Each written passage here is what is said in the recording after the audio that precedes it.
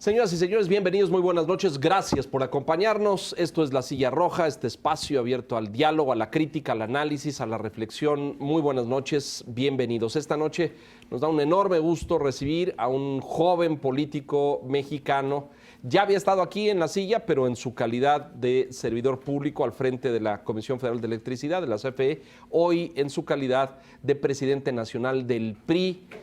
Un espacio, una trinchera desde donde surgen hoy enormes temas de debate nacional. Bienvenido, Enrique, muchas gracias. Gracias, Leonardo. Qué gusto estar aquí. Muchas gracias por aquí. Tenerme aquí en La Silla Roja. Don Enrique Ochoa, presidente nacional del PRI. Sean Quintana, buenas noches. ¿Qué tal, Leo? Señor Cacho, buenas noches. Parece ser, Enrique, corrígenos, que encabezas una cruzada en contra de la corrupción nacional, en contra de la corrupción del partido. Eres como has adoptado esta causa como propia, como personal. ¿Lo percibo así o estoy equivocado? Gracias, Leonardo. Yo creo que México tiene que cambiar. En el recorrido que he hecho por 32 entidades federativas en los primeros 100 días como presidente nacional del PRI, advertí entre militantes, simpatizantes del partido y la ciudadanía en general que están hartos de la corrupción. Estamos todos hartos de la corrupción. Y en ese sentido tenemos que iniciar un proceso de cambio profundo en México sobre ese tema. Y hay casos muy señalados como el de Javier Duarte en Veracruz, que merece toda nuestra atención y una solución institucional. Por eso, desde que tomé protesta como presidente nacional del PRI, acudí al IMCO, acudí a Transparencia Mexicana, hice pública mi declaración 3 de 3, que puede consultarse en los portales de esas instituciones ciudadanas y también en el portal del PRI, para hacer de conocimiento público mi patrimonio, mi declaración de intereses y mi declaración de impuestos. También acudí al Senado de la República para impulsar por primera vez que se promoviera que la Suprema Corte de Justicia atendiera de manera prioritaria los casos que había impulsado el presidente de la República contra Chihuahua, Quintana Roo y Veracruz por las acciones de sus gobernadores y congresos por haber creado un estilo de blindaje sobre las cuentas públicas y demás actos o cuestionamientos sobre corrupción. Yo considero que era muy importante que la Suprema Corte resolviera de manera pronta mientras todavía esos 3 gobernadores estaban en funciones. Y evitar esos blindajes. Absolutamente. Cosa que sucedió, por cierto. Cosa que sucedió. La Suprema Corte resolvió de manera prioritaria los 3 casos y por unanimidad de votos declaró la invalidez de las instituciones correspondientes en Chihuahua y en Veracruz. En el caso de Quintana Roo, el gobernador de Quintana Roo mandó, al ver que la Corte iba a atender de manera prioritaria también su caso, mandó una contrarreforma y retiró las instituciones que había creado. En consecuencia, creo que fue una buena noticia para México que por la vía institucional, con la actuación del PRI, del Senado, de la Suprema Corte, se hayan retirado esas 3 reformas que no eran buenas para la rendición de cuentas y la transparencia. Acto seguido, la Comisión Nacional de Justicia Partidaria en el PRI entró de frente a analizar el caso de Javier Duarte, cuando aún era gobernador de Veracruz, y decidió la comisión, por vez primera en la historia de un partido político nacional, suspender del partido a un gobernador en funciones. Javier Duarte estaba suspendido del PRI incluso como gobernador. Después, como fue de conocimiento público, nos enteramos por los medios de comunicación que Duarte iba a pedir licencia como gobernador de su estado. Yo me comuniqué para que los diputados del PRI en Veracruz dieran curso de inmediato a esa solicitud de licencia y Duarte dejara de ser gobernador. Se otorgará de inmediato. Así es. Poco después, la Comisión Nacional de Justicia Partidaria decidió expulsar a Duarte del partido.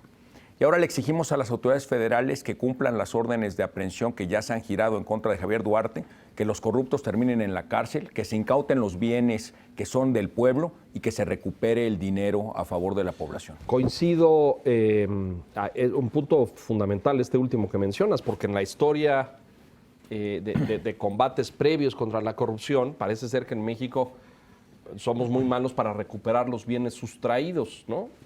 A veces se detienen a los malos o se encarcelan, pero no nos informan o no nos dicen de si se recuperó el patrimonio dañado. Pero y aquí bueno, hay un principio fundamental porque hay que reparar el daño. Claro, y el daño es hacia la nación, hacia la población, hacia el pueblo de México. Claro. Entonces hay que reponer ese daño económico. Y otro principio muy importante, que quienes cometen un delito no pueden beneficiarse de los bienes del ilícito que cometieron. Sí, porque luego estaba el asunto, 4 o 5 años en la cárcel, pero sales y luego tienes todo el patrimonio del que te hiciste. Ayer salió un rancho en Valle Bravo, por cierto, del señor. Hombre.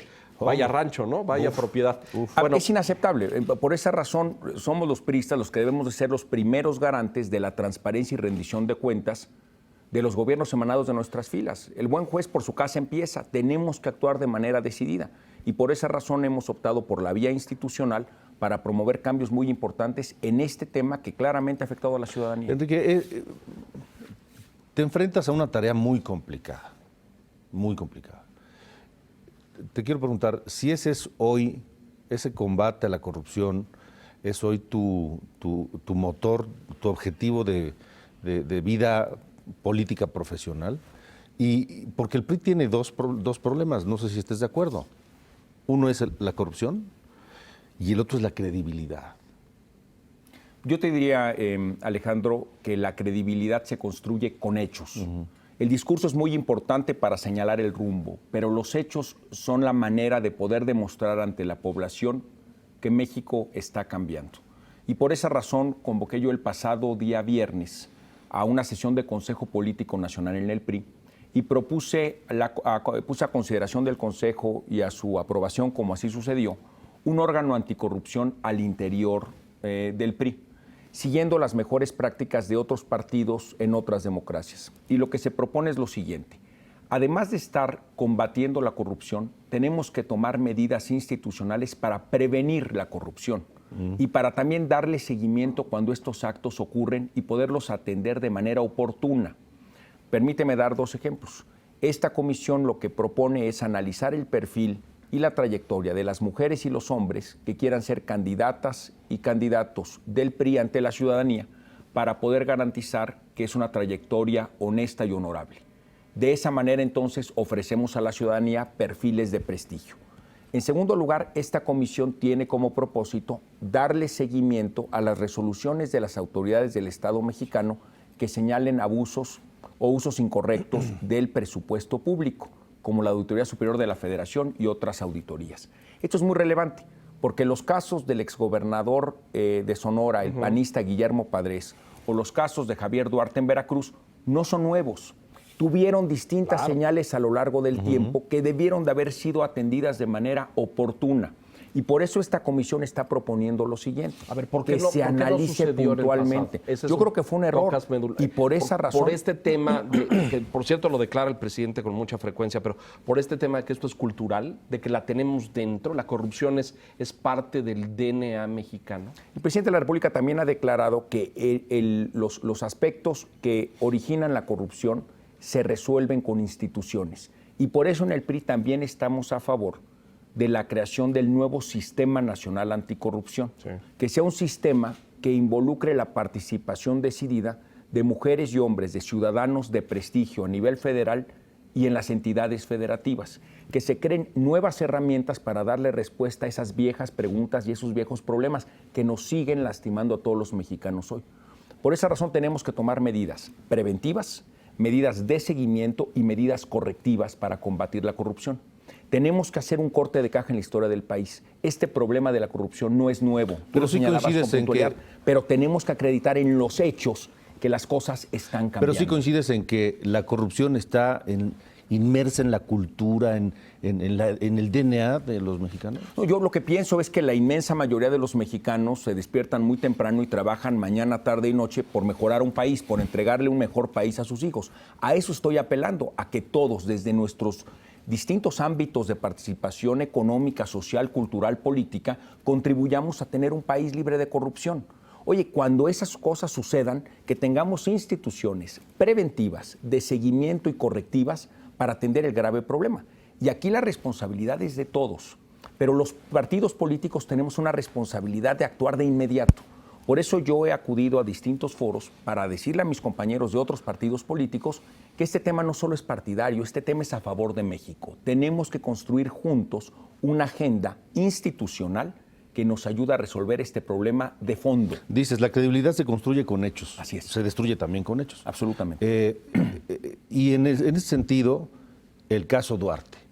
Hoy el PRI tiene varios diputados federales, ex colaboradores de Javier Duarte, señalados también como parte de su red de corrupción y que siguen siendo diputados federales y tienen fuero. Y yo he declarado puntualmente, y aquí lo hago frente al auditorio, que las investigaciones que el Estado mexicano está llevando a cabo sobre el caso Duarte están siendo seguidas por el PRI de manera muy puntual, para que precisamente cuando se acrediten esos hechos se puedan llevar a cabo las medidas partidarias correctivas. Por supuesto que estamos a favor de que las investigaciones lleguen al fondo, es decir, que los corruptos terminen en la cárcel y que los bienes patrimoniales que se hayan generado de esas actividades ilegales se restituyan y se reincorporen. De momento no van a nacional. solicitar desafuero de esos diputados. Estamos siguiendo las investigaciones porque no se han arrojado esos resultados. Y en la Comisión de Justicia Partidaria no los van a analizar como caso y en su caso suspender sus derechos partidistas. Por supuesto, cuando se acrediten esos hechos, absolutamente la Comisión Nacional de Justicia Partidaria seguirá analizando el caso en toda su extensión de Javier Duarte, como lo está haciendo también en los casos de Quintana Roo y de Chihuahua.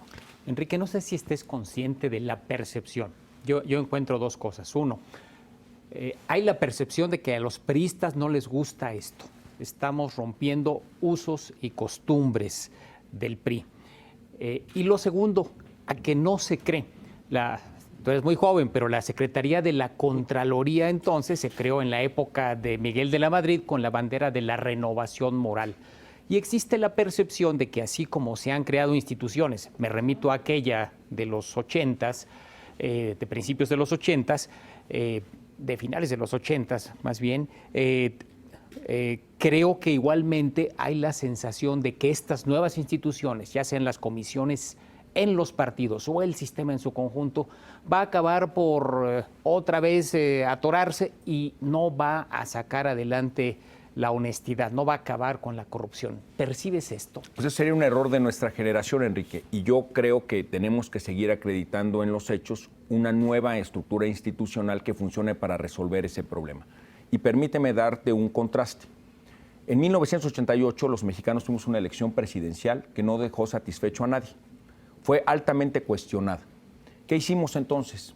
Pues desde los distintos ámbitos, desde la academia, desde los medios de comunicación, los partidos políticos, el gobierno, el Congreso, nos dimos a la tarea de cambiar nuestro sistema electoral en México. Se hicieron reformas constitucionales, reformas legales, se crearon nuevas instituciones. El Instituto Federal Electoral se dio origen ahí, el Registro Federal de Electores, la credencial para votar con fotografía. Y los mexicanos acudimos a votar de nueva cuenta en 1991. El resultado de la elección del 91 dio una composición del Congreso de la Unión que arrojó las reformas estructurales por las que se recuerda en parte esa administración. Esas elecciones del 91 ya no fueron cuestionadas las elecciones federales como habían sido cuestionadas las de 88. ¿Por qué? Porque se resolvieron muchos de los problemas. Oye, ¿se resolvieron todos los problemas de la democracia electoral en 1991? Pues por supuesto que no.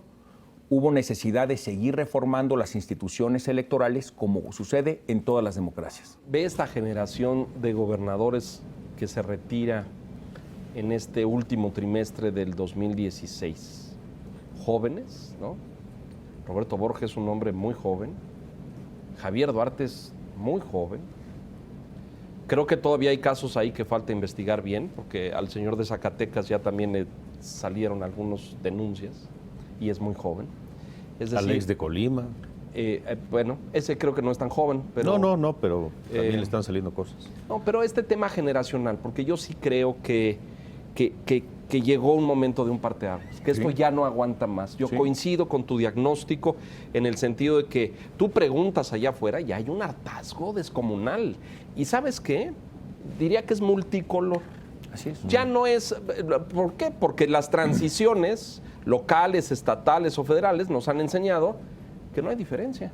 Que los azules y los amarillos y los tricolores y bueno, ya no digamos los verdes y...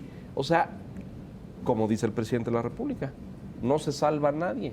Lo cual no es un consuelo, es vergonzoso. Es decir, aparecemos a nivel internacional como uno de los países y sistemas de gobierno más corruptos del planeta, lo cual es pues muy penoso, ¿no? Yo no estoy de acuerdo con el presidente cuando dice que pues que esto está ahí, que es parte de nuestra cultura. Yo no estoy de acuerdo con eso. Y se lo dijo un colega en un programa de televisión hace un par de años. ¿Por qué los mexicanos cuando cruzan la frontera se comportan de forma distinta allá? Porque la ley es ahí, no es implacable, negociable, claro. es tajante. Usted hace una cosa y se va directo a la reja, ¿no? Y la multa, o te expulsan, o te extraditan, etcétera. Bueno, yo coincido contigo, estoy de acuerdo. El Sistema Nacional Anticorrupción es la columna vertebral de esto, lo tenemos que hacer bien, por Dios, lo tenemos que hacer con fortaleza, lo tenemos que hacer todo. Alejandro bosquejaba ahí el asunto de la credibilidad y Enrique el asunto de la percepción. Allá afuera te creen, Enrique, es decir, no porque yo te crea personalmente, yo creo que tus intenciones son nobles y honestas, pero cambiar esto del PRI, este gigantesco aparato de 80 años de edad, de 90 años de edad, y convertirlo en una organización distinta, moderna, ejemplar para la sociedad, ¿es viable? Es viable y por esa razón no tenemos tiempo que perder. Por eso convoqué al Consejo Político Nacional el pasado viernes, por eso tengo una agenda de recorridos en toda la República y coincido contigo que el diagnóstico es de todos los partidos y la responsabilidad de resolverlo es de todos los mexicanos. Pero nosotros tenemos que dar la cara y tenemos que tomar el toro por los cuernos. Dicen con toda la razón que el buen juez por su casa empieza. Por eso iniciamos con procesos internos de revisión sobre nuestros propios militantes. Y por eso el nuevo órgano al interior del PRI va a revisar para las elecciones que tenemos en el 2017 los perfiles de las mujeres y de los hombres que aspiran a ser candidatas o candidatos. Además, déjame comentarte que he iniciado una nueva gira por 32 entidades federativas, pero con una agenda más amplia. Por supuesto que seguiremos atendiendo el tema de la corrupción y el combate a la impunidad, pero por otro lado también estamos promoviendo encuentros con la sociedad civil, con los organismos empresariales, con la academia mexicana, los institutos tecnológicos, para poder hacer un diagnóstico sobre cómo generar más y mejores empleos para aliviar la desigualdad y la pobreza. México tiene que crecer mejor. He recorrido en los primeros 100 días las 32 entidades federativas y veo con asombro el desarrollo económico de la zona del Bajío y del norte del país, donde la capacidad de generación de empleos y la capacidad de generar nuevas generaciones de mexicanas y de mexicanos preparados con educación técnica para esos empleos es impresionante. Tenemos una dinámica en esas regiones del país que es un estudio de caso y que creo que se ha comentado poco sobre el desarrollo que tienen esas regiones. Hay estados que están creciendo al 3, al 5, al 7 o al 9% anual por ya 5 años. Entonces sí hay historias muy interesantes de desarrollo económico. Pero por otro lado, hay regiones de nuestro país, de manera muy marcada, aquellas que dependen de la condición petrolera, que han tenido con la disminución de los precios y la disminución de la capacidad de extracción, Campeche, una situación económica adversa. Entonces, tenemos que encontrar modelos de desarrollo económico que nos permitan replicar en más regiones del país lo que estamos viendo en aquellas que están creciendo de manera acelerada. Y por otro lado, aquellas regiones que tienen una vocación petrolera, pues tienen que ver también los escenarios de otros países del mundo que, habiendo sido petroleros de manera tradicional, han ido diversificando su portafolio económico para actuar de manera distinta. Permítenos hacer una pausa, Enrique, rápidamente, mensajes y regresamos para continuar con esta charla. Estamos con el presidente nacional del PRI, Enrique Ochoa. Volvemos.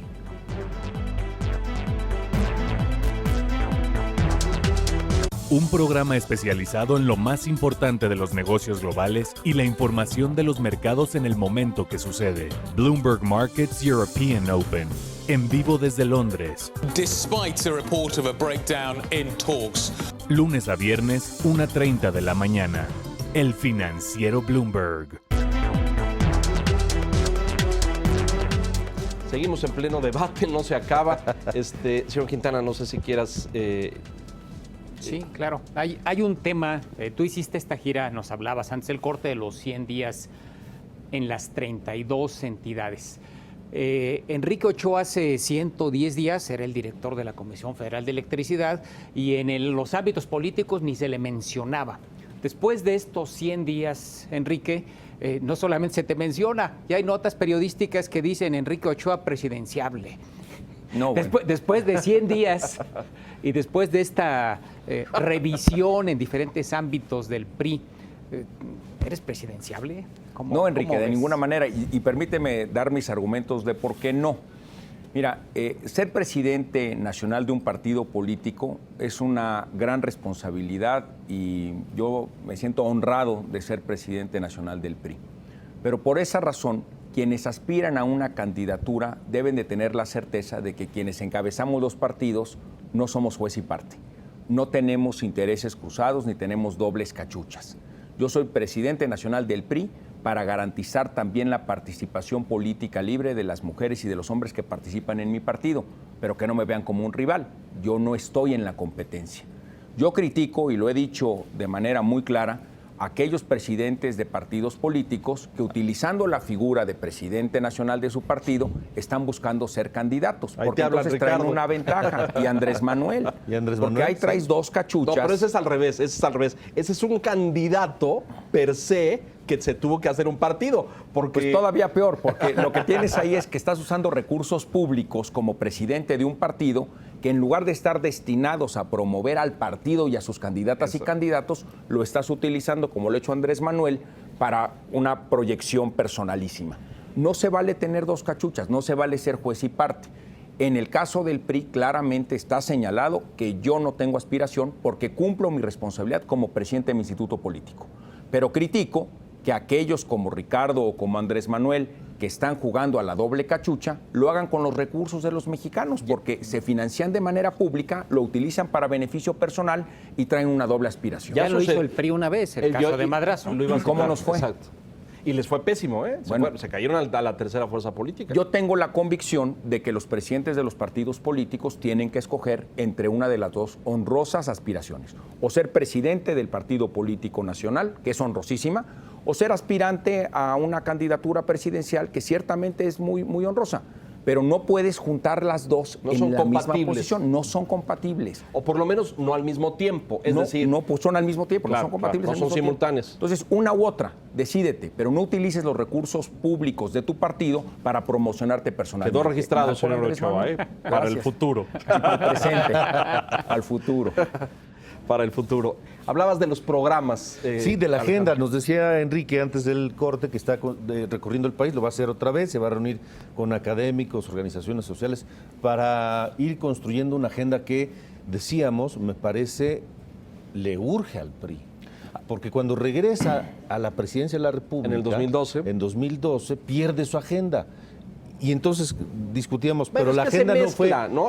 La agenda era la agenda de reformas estructurales, cosa que avanzó y se logró y se construyó un pacto Y ha importante. sido muy y positivo importante. en ciertos Estoy de acuerdo. en diversas El áreas de la partido economía. del Pero gobierno... lo que tú dices es que la agenda del gobierno le roba al PRI sus Claro, banderas. y entonces el PRI se convierte en...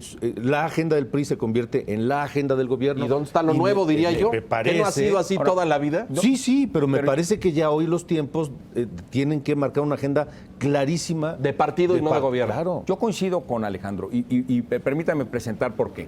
Yo pienso que un partido político que está en el poder obviamente guarda ante la ciudadanía la responsabilidad de acercar los éxitos del gobierno, los cambios de política pública para beneficiar a la ciudadanía. Y en ese sentido hay una clara cercanía democrática y responsable entre partido y gobierno.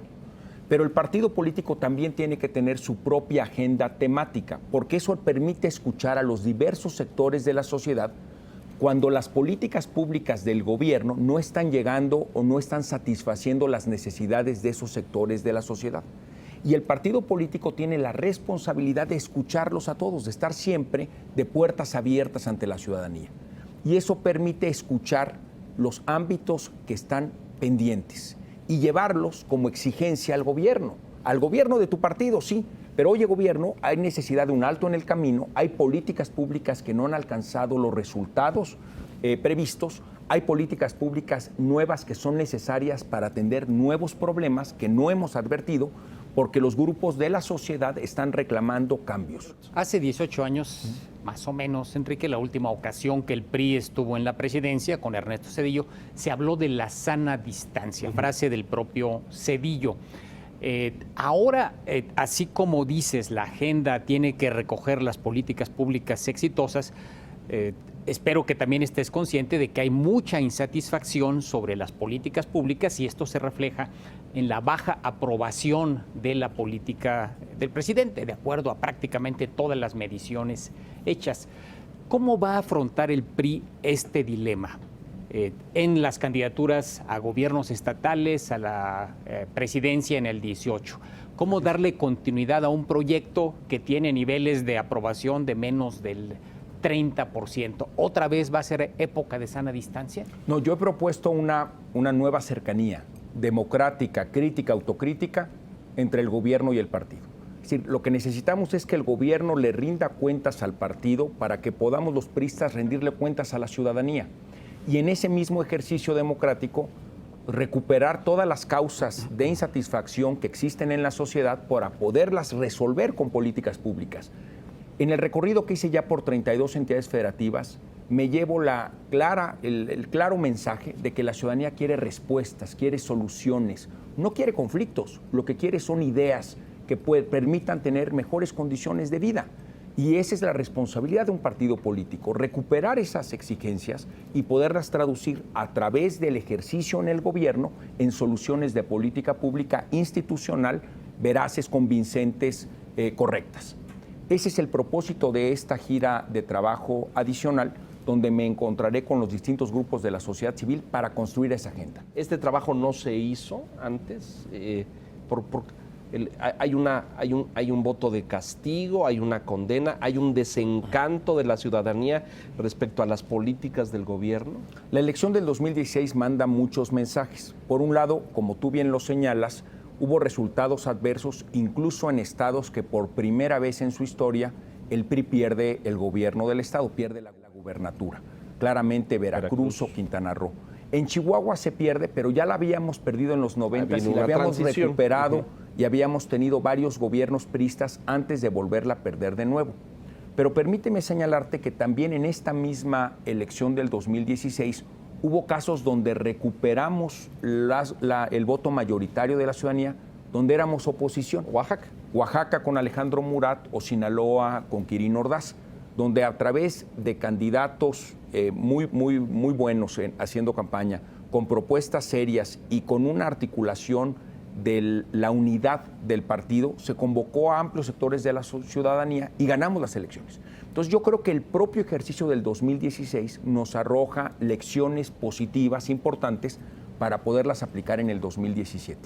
Donde los candidatos, por ejemplo, Alejandro Murat presentó su declaración 3 de 3, Quirino Ordaz, la mayoría de los candidatos a gobernador del PRI la presentaron de manera oportuna, todos la presentaron al final del día, pero lo importante es reconocer que México reclama cambios y que en consecuencia debemos de estar muy sensibles a esas peticiones de cambio que tiene la ciudadanía, porque si los partidos políticos no reaccionan de manera anticipada esos cambios, dejamos de tener funciones de liderazgo. No, y de hecho, esa es la razón de ser del partido un poco político. te desfondas, Es que dejas de estar en contacto. Precisamente por ese desencanto que mencionabas hace un momento, desencanto hacia los gobiernos del PRI. Estatales, sí. Y ante la falta de una postura clara de complemento, pero no de complicidad, de un partido que además le faltaba agenda, pues pasó lo que pasó.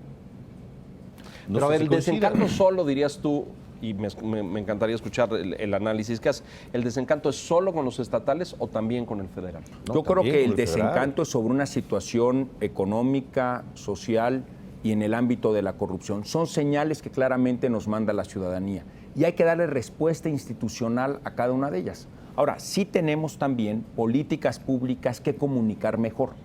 Este país ha creado en la administración del presidente de la República más de 2.3 millones de nuevos empleos. Contrasta esa creación de empleos con los empleos creados en el sexenio Calderón o en el sexenio Fox, donde se creó en cada sexenio poco más o poco menos de 1 millón de empleos por sexenio. Es decir, en los 12 años de panismo se crearon 2 millones de empleos. Con Enrique Peña Nieto se han creado 2.3 millones de empleos en tan solo 3 años y medio. Es decir, hay datos económicos que son alentadores en cuanto a las condiciones económicas del país. Oye, ¿quiere decir que estamos con los problemas económicos de México resueltos? Por supuesto que no. Por supuesto que debemos de seguir construyendo una agenda que genere empleos justos, bien remunerados en todo el territorio nacional. Y precisamente por eso tenemos que hacer un recorrido por las 32 entidades federativas para escuchar las mejores lecciones y también para llevar ideas y soluciones a aquellas regiones del país que hoy necesitan creación de más empleos. Pero te doy otro dato. Las tarifas de telecomunicaciones. Todos nosotros crecimos en un país con tarifas de telecomunicaciones muy poco competitivas y muy caras. Cuando yo estudié mi posgrado en Nueva York, cuando yo le hablaba a mi mamá, me costaba 7 veces menos que si mi mamá me llamaba de México a Nueva York. Le costaba ya 7 veces más. Háblale, pero no te tardes, ¿no? ¿Te acuerdas? ¿Te acuerdas? Sí, claro. Nosotros somos originarios, yo nací en Morelia, Michoacán, mi familia de parte de mi mamá es de Michoacán, mi papá era de San Cristóbal Las Casas, Chiapas, y yo me acuerdo creciendo que cuando hablábamos o con mi abuelita o con mi abuelito, era de rapidísimo. Rápido, claro. Las llamadas de celular cuando empezaron a haber celulares en México, si pasabas a otro estado de la República, ya era larga distancia. Cuando yo hablaba en Nueva York, a Los Ángeles, con compañeros de estudios, era una llamada local en celular. México, con la reforma en telecomunicaciones, ya no tiene largas distancias. Las tarifas se han reducido entre 21 y 41% dependiendo del plan. Y antes los mexicanos íbamos a hacer recargas a las tiendas de autoservicio y ahora esas recargas son innecesarias porque los paquetes son todo incluido.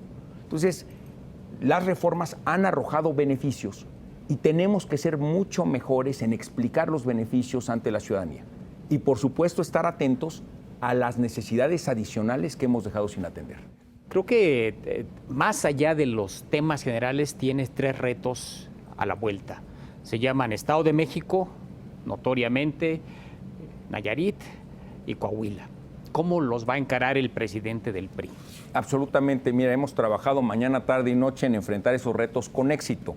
De los recorridos que he hecho por esas 3 entidades y los encuentros que he tenido con los distintos actores políticos de las 3 entidades, somos altamente competitivos y vamos a ganar los 3. Ahora, tenemos que trabajar de manera consistente para lograrlo, para merecer la confianza de la mayoría de los ciudadanos en las 3 entidades.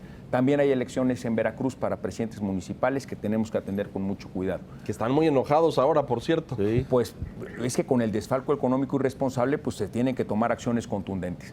Pero volviendo a los procedimientos, tenemos que hacer procedimientos de elección a candidatos que nos generen los candidatos más honestos y más populares.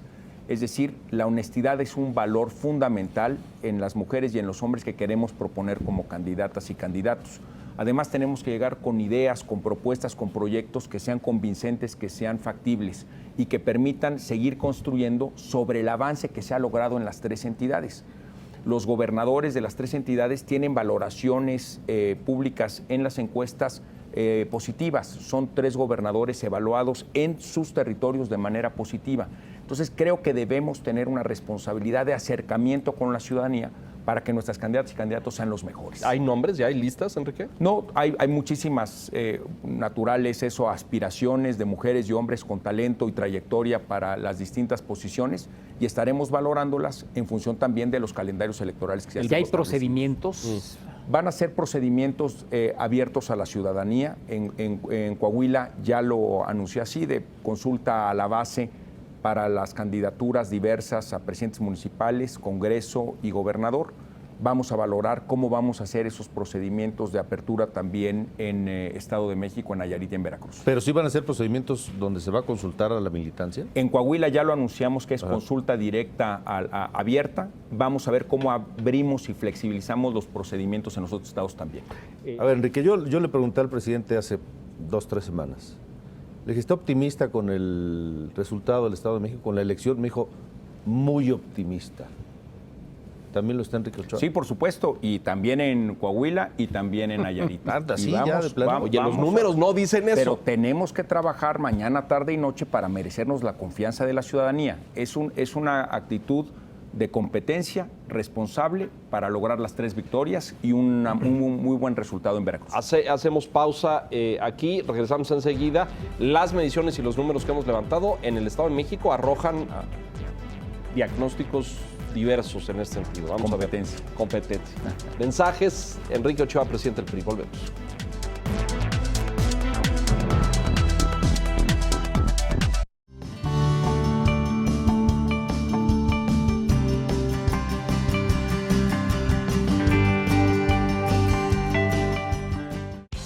Bloomberg Surveillance, el acercamiento al interior de los mercados globales y las noticias de negocios más trascendentes del día. En vivo desde Londres, Bloomberg Surveillance. So my terminal chart basically charts the popularity. Lunes a viernes, 3 de la mañana. El Financiero Bloomberg.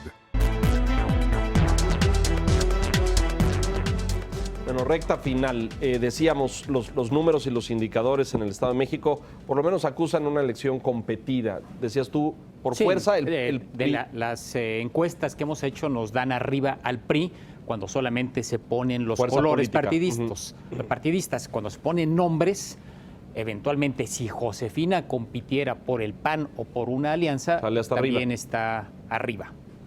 Pues ahí están los números y los datos, y nosotros lo que vamos a hacer es trabajar mañana, tarde y noche en el Estado de México y en Coahuila, en Nayarit y en Veracruz para hacer la mejor oferta política con candidatas y candidatos de prestigio para lograr el voto mayor. ¿Irán en alianzas ustedes? Sí, vamos a trabajar en alianzas con el Partido Verde, con Nueva Alianza, nuestros aliados políticos, y vamos a construir ese escenario de alianzas. ¿El PT podría ser? No hemos conversado con el PT aún. Pero podría ser. Yo no estoy cerrado a ninguna alianza, pero no hemos establecido comunicación con ellos. ¿Les inquieta la alianza PAN-PRD? No, cada partido político tiene el derecho de buscar una relación, pero pues normalmente cuando ellos compiten lo que están buscando es ver si nos pescan a nosotros, a un expriista, para hacerlo candidato.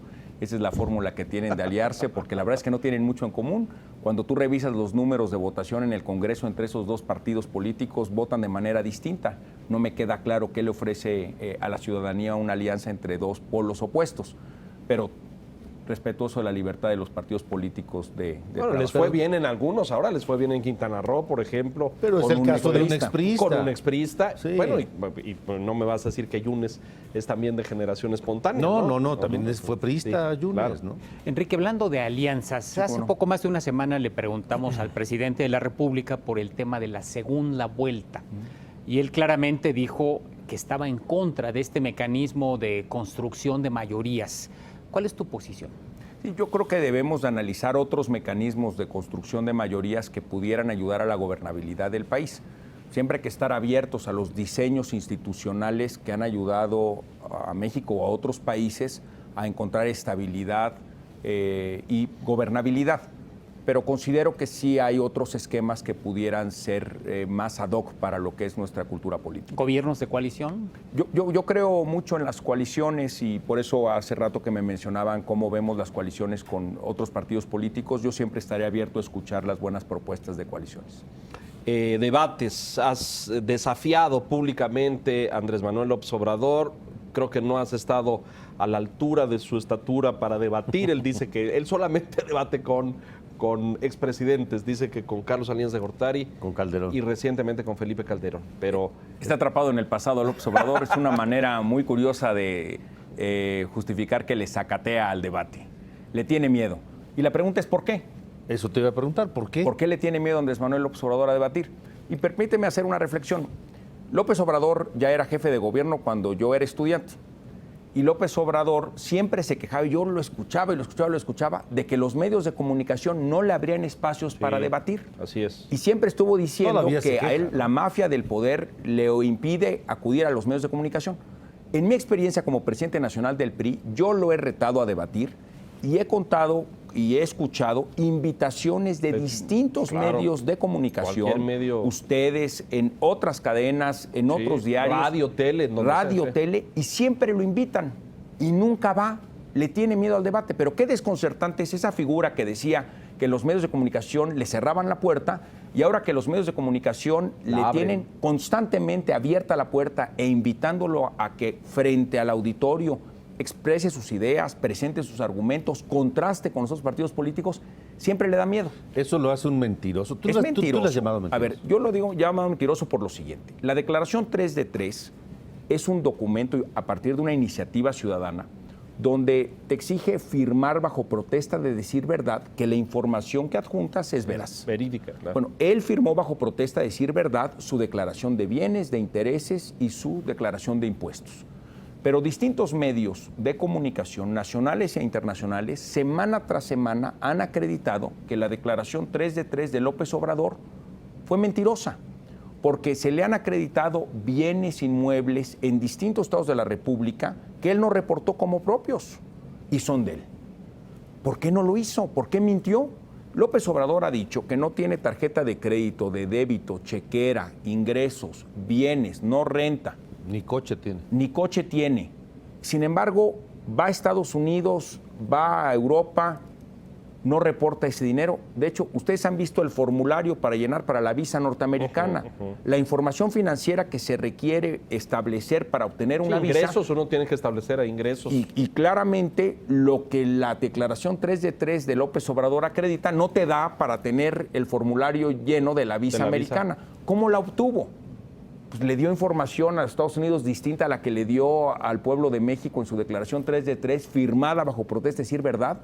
¿Por qué no revela sus bienes reales? Mira, ha dicho en medios de comunicación López Obrador que recibe ingresos de la reventa de regalías de libros y de conferencias en el extranjero. Pero en la declaración 3 de 3, en el rubro de actividades académicas u otras actividades económicas, está en ceros. Ha dicho repetidamente que él recibe dinero del pueblo de México, lo deposita en una cuenta de banco y con ese dinero recorre el país. Pues en la declaración 3 de 3 no hay declarada esa cuenta de banco. Y de hecho, en su declaración de impuestos, se declaró en el 2013 en ceros. Y en los siguientes años pidió retorno de dinero de parte de todos los mexicanos a través del fisco. ¿Cómo explicas que por un lado en los medios de comunicación refiere múltiples ingresos y en su declaración 3 de 3 firmada bajo protesta decir verdad no los declara? Luego dijo que claramente, se equivocó, ¿no? claramente miente, y por esa razón yo creo, o es una de las razones por las que yo creo que no acude a los debates. Bueno, Porque aquí no ha le tiene querido venir, miedo. por cierto. ¿Lo han invitado? Sí, bueno, claro. 3 años seguidos. Ha venido gente de su partido, ha estado aquí Martí Batres, hemos tenido un buen debate. Monreal. Ricardo Monreal. Claudia. Sheinbaum, en fin. Pero él no. Él no. Aunque recurrentemente dijo que los medios de comunicación le cerraban las puertas y se quejaba de eso. Ustedes los invitan otros medios, nosotros los retamos y siempre le tiene miedo. Es sacatón para el debate. Oye, ya que has mencionado la 3 de 3 varias veces, solamente un secretario de Estado, priista, Sí, cómo no. ha presentado su declaración de 3 El de secretario 3. Calzada de Agricultura. Así es. ¿Y los demás? Todos los demás. ¿El PRI no los va a conminar a que presenten su 3 de 3? Es una buena pregunta. Yo presenté mi declaración 3 de 3 la primera semana como presidente del PRI. A lo largo de mi trayectoria pública siempre hice pública mi declaración patrimonial, es decir, mi declaración de bienes y mi declaración en el último año a partir del cambio de la ley de declaración de intereses. La que a mí me había sido falta declarar públicamente era mi declaración de impuestos y declaré 5 años en mi 3 de 3 de impuestos. Ahora bien, en el debate sobre las declaraciones 3 de 3 hay dos posturas a nivel mundial, no es una cuestión particular de México. De hecho, las mejores prácticas internacionales arrojan que sí debes, como funcionario público, de declarar bienes, intereses e información fiscal a una autoridad. Y esa información se protege para proteger datos personales. La autoridad es la que revisa la evolución de tu patrimonio y en caso de que algo no sea congruente, llamarte a cuentas. Pero que no se haga pública, dices tú. Ahí está el debate internacional. ¿Cómo quedó el sistema en México?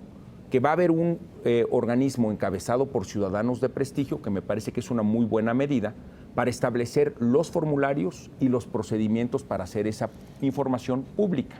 Yo estoy cierto que todos los miembros del gabinete, una vez que se termine de establecer por el organismo ciudadano el formulario y los procesos, lo cumplirán perfectamente conforme a la ley. Yo lo he hecho como dirigente de un partido político porque creo profundamente que en el debate que estamos teniendo en el país tenemos que presentar eso primero. López Obrador se tardó 20 años en presentar la suya, por cierto, y al hacerlo la presenta incompleta, mintiendo, a pesar de que la firmó bajo protesta de decir verdad. Enrique, en estos, ¿qué son ya 120? 110 días que llevas al frente del PRI, hay quien dice que muchos priistas no te quieren. No eras el prototipo del priista que esperaban. Inclusive hubo un documento que circuló Ulises Ruiz, no sé si hubo más, pero al menos él fue el que lo avaló públicamente, cuestionándote y cuestionando la relación con el PRI. ¿Cómo evalúas esta respuesta del PRI a tu llegada a la presidencia? Yo creo que la pluralidad política en el PRI es muy viva y existe en las entidades federativas y a nivel nacional. Yo creo que ese elemento es muy positivo para un partido político. Yo había leído como estudiante mucha literatura que decía que el PRI era monolítico, que era un ente muy cohesionado, unidimensional, digamos. sí. De las conversaciones que he tenido con los expresidentes del PRI de otras etapas, me comparten que el PRI siempre ha sido un partido, como lo conocemos hoy, muy plural, muy vivo, muy diverso. Bienvenidas todas las expresiones de pluralidad política en el PRI. Yo creo que eso nos fortalece y esa competencia interna nos genera incentivos para mejorar. Por otro lado, el elemento fundamental en un partido político, una vez que se exprese esa pluralidad, es la unidad. La unidad de propósito es la que nos permite contrastarnos con nuestros adversarios políticos de otras convicciones, nos permite esa unidad solicitar el voto con ideas congruentes, interesantes, aplicables, y nos permite mostrarnos a la ciudadanía como actores políticos responsables. Entonces, yo en los recorridos que he hecho en las 32 entidades federativas me he encontrado con esa viva pluralidad política, pero también me he encontrado con lecciones muy potentes de unidad partidaria. Esa unidad partidaria es la que nos arrojó resultados muy positivos en Oaxaca, en Sinaloa, en Zacatecas, en Tlaxcala, en Hidalgo, en Colima en 2 ocasiones. Cuando la pluralidad política deriva en divisiones o brazos caídos a la hora de las elecciones o fracturas, pues entonces somos vulnerables ante los otros partidos políticos. Por esa razón yo lo que apelo es a que viva la pluralidad política en el PRI, pero por otro lado construimos espacios, y esa es una gran responsabilidad como dirigente, para la unidad partidaria. Entonces, en ese sentido vamos a trabajar. Oye, no hemos hablado de la Constitución de la Ciudad de México. De la Ciudad de México, me sí. parece que es y muy nos queda poco importante. tiempo, así es que abórdala de inmediato. Porque... No sé qué postura tengan ustedes. Lo que está discutiéndose hoy no tiene ni pies ni cabeza. Así, nosotros estamos a favor de una postura institucional responsable, que los derechos que se expresen en la Constitución sean derechos que puedan llevarse a cabo en la práctica. De hecho, cuando uno revisa, y a mí me gusta mucho el tema porque yo soy profesor de Derecho Constitucional en la UNAM ya por 10 años, este año no di clases, pero llevo 10 años dándolas y las daré el año que entra. Las expresiones de derechos en el listado que se presentó en la iniciativa original en la Ciudad de México, pues sí, fue novedosa, pero es inaplicable. Hay muchos de esos derechos, como tú señalas, son una guasa, ¿no? Y detienen el desarrollo económico, atentan contra la propiedad privada, se chocan algunos de ellos con ellos mismos, son inaplicables. Entonces tenemos que hacer una revisión muy puntual y eso es lo que está haciendo todas las constituyentes y constituyentes que están participando. Da la impresión de que está atorado eso, Enrique, no sé si tú es tengas... un proceso, digamos, dinámico de negociación y de discusión como un constituyente, como lo suceden en otros constituyentes, y yo espero que podamos encontrar los espacios de comunión. Pero lo que ciertamente no vamos a apoyar son aquellas presentaciones de derechos que no sean aplicables y que además sean contradictorios entre sí o que lleven a una parálisis económica que ciertamente la Ciudad de México ni el país merecen. Antes de que se nos acabe el tiempo, ¿cuál es tu relación con Manlio? ¿Cómo la llevas? Es muy positiva y de muchos años. Yo le guardo mucha admiración personal y política a Manlio Fabio Beltrones y conmigo ha sido siempre una persona muy generosa, tanto en su trato como en su orientación política. ¿Pero hablas con él de manera regular? ¿Has hablado con él en las últimas semanas, meses? Sí, he tenido una comunicación fluida, nos reunimos de manera pública a comer y además eso rápidamente apareció en medios de comunicación. Sí, le guardo una muy buena relación. El PRI está en una posición, tú decías ahora competida, ahora para el Estado de México. Hay muchos sondeos y mediciones y encuestas que señalan que el PRI está en una posición de desventaja frente al 2018, Enrique. Es decir, estos resultados adversos en el 2016, la baja popularidad del presidente de la República, un cierre de sexenio de administración que se avisora difícil, complicado en términos de crecimiento económico, paridad cambiaria. En unos días ya veremos el desenlace de las elecciones en Estados Unidos y ojalá y resulte favorable para la moneda y para México, pero ¿cómo ves al partido hacia el 18? Yo sé que hay cosas que hacer antes para llegar a lo mejor sólido, pero Y qué bueno que tocas ese tema, porque yo le doy seguimiento a las encuestas que publica el financiero Bloomberg en diario y que también reporta en televisión. Y yo lo que he advertido en esas encuestas es que si sumas la votación del PRI con la del Verde y con Nueva Alianza, estamos a la cabeza en todos los conteos que han publicado ustedes. En algunos donde se cierra la diferencia entre el PRI y el PAN, sumados el Verde y sumado Nueva Alianza a la postura del PRI, vamos por arriba.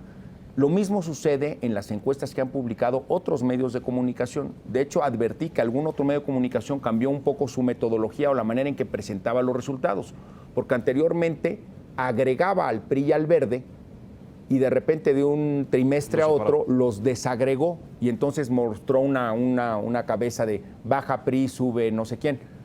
Pues no, cuando regresas a la metodología de unir los partidos que participamos en una alianza electoral,